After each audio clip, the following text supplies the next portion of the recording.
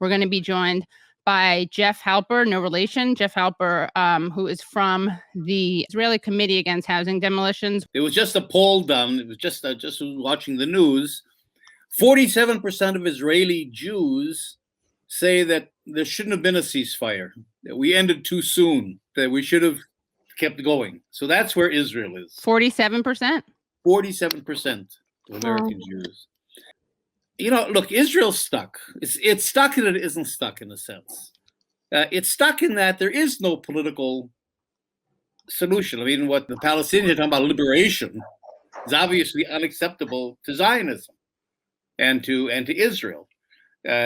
Israel has the opposite point of view. Because Zionism, we have to understand, this is really important for everything, to understand what's happening, is that Zionism was a settler colonial movement.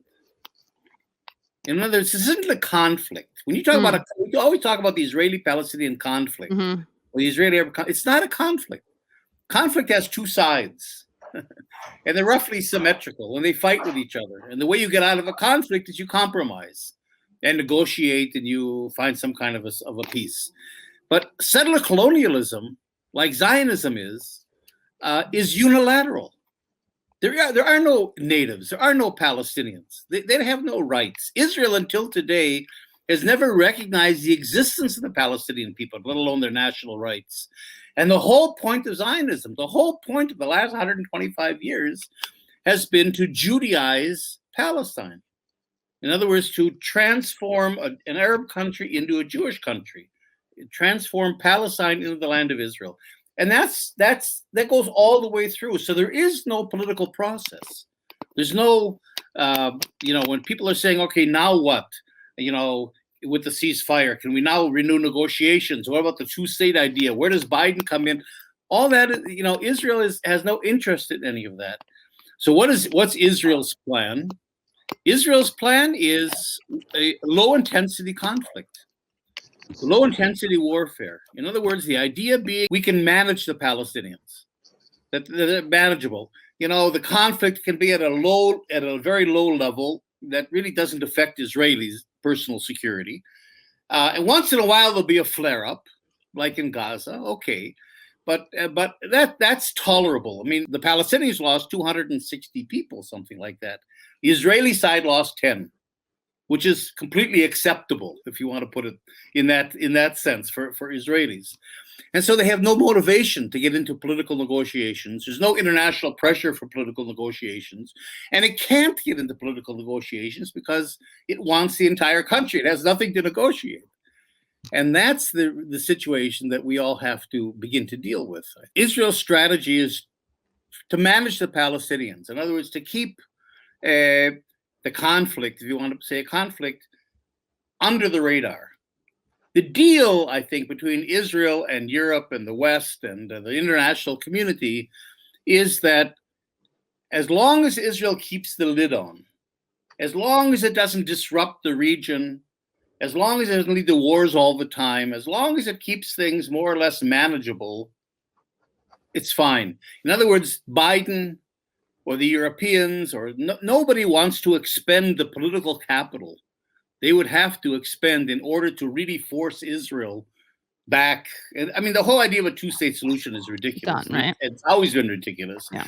But nobody's going to expend that capital, you see. And Israel knows it. And Israel knows there'll be no sanctions. It can violate human rights and international law with impunity because it knows there's no sanctions, because the only instrument of sanctions that the international community has is the Security Council. And the United States isn't going to allow that. We saw that. The United States vetoed 3 Security Council resolutions trying to end this thing last week. So Israel's in a kind of a safe zone. It can do anything it wants to the Palestinians, basically, and continue its process as long as, again, it keeps it manageable. It doesn't appear too oppressive. That's where it crossed the line that it didn't mean to cross. I don't think Israel anticipated the Hamas attack. So that was a miscalculation. It crossed that line, but usually it stops before that line.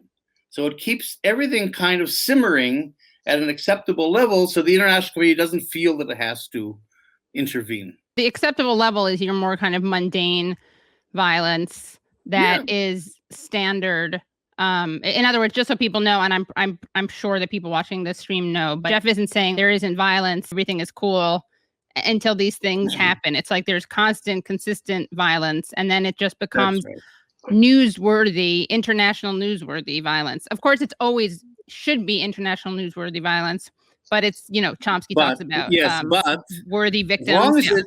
As long as Israel keeps it within the framework of terrorism. In other words, Israel has criminalized Palestinian resistance, so that it's not a resistance, it's not a liberation movement, which it is. It's not a liberation movement because what settler colonialism does, I just wrote a book, by the way, if I want to. Yes, which I think is arriving. Decolonizing Israel, Liberating Palestine, where I really get in, because settler colonialism is a very powerful analysis that's in the academic community, but it hasn't quite yet gotten out to the wider public because it sounds very academic. It is academic. Yeah. But basically, what settler colonialism says is that again, it's a zero sum sort of a thing.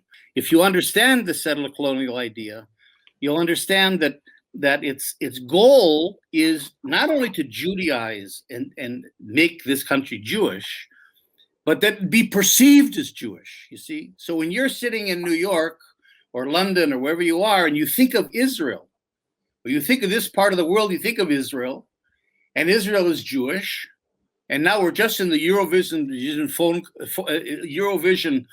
song contest, you see? So Israel's in the Eurovision song contest, not Palestine. Oh, yeah, right. You see, so that you begin to normalize things. And then when you have Palestinian resistance, there's no context because there's no political, you've depoliticized, you see?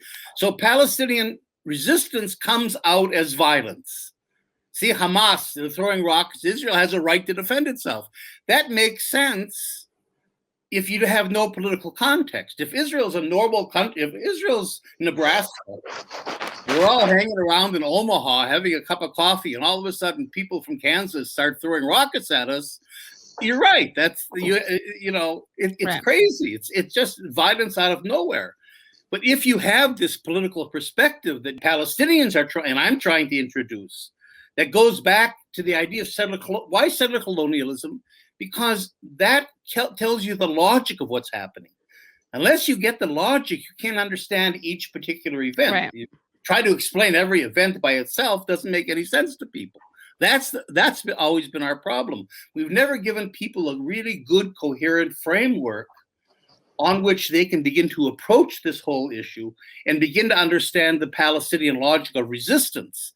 But Israel has done that very well. You see, Hasbara, which is propaganda, is very good, and they present a very compelling, case that makes sense.